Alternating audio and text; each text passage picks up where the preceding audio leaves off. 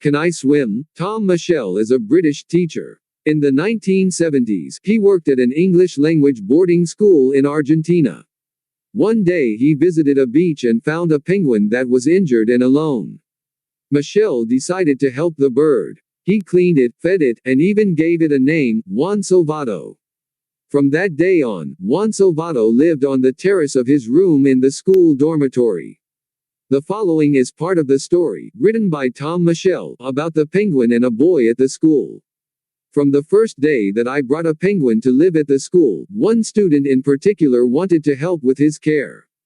His name was Diego Gonzalez. Diego was a shy boy who seemed to be frightened of his own shadow. He struggled with his classes, and none of the after-school activities seemed to suit him. He was neither strong nor athletic. On the rugby field, nobody passed the ball to him or involved him in the game, except to make fun of him. Diego's early education had not prepared him well for life at his new school. His knowledge of English was limited, so he avoided conversation. However, Diego enjoyed the company of Juan Salvato. Indeed, on the terrace, Diego could relax. He had some friends who also had trouble fitting in. Looking after Juan Salvato was good for those boys. They fed him fish, swept the terrace, and spent time with him. One day, I took Juan Salvato to the school swimming pool with the boys. As soon as the other swimmers left, we brought Juan Salvato to the water to see if he would swim. Juan Salvato had been living at the school for several months by then. However, in all that time, he had never been able to swim because his feathers had been damaged.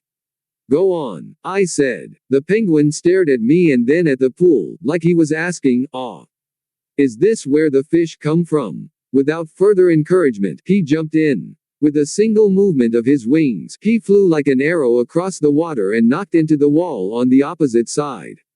Luckily, he was not hurt. I had never had the opportunity to study a penguin in the water before.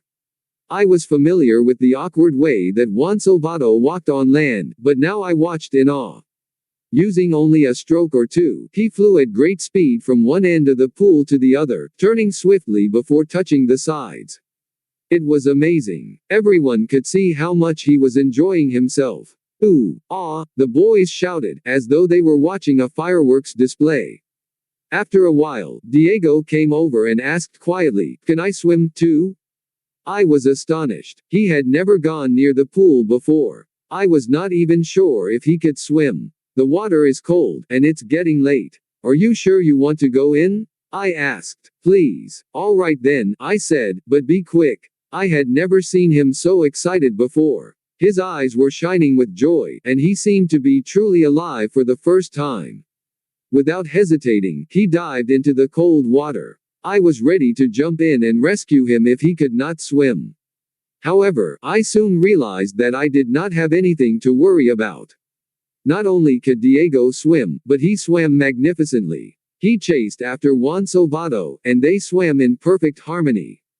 It was like a duet written for violin and piano. Sometimes Juan Salvato took the lead and Diego followed after him. At other times Diego went ahead and the penguin swam around the boy. Occasionally they swam so close that they almost touched. I was almost speechless. Suddenly Diego was not the sad little boy we had become used to.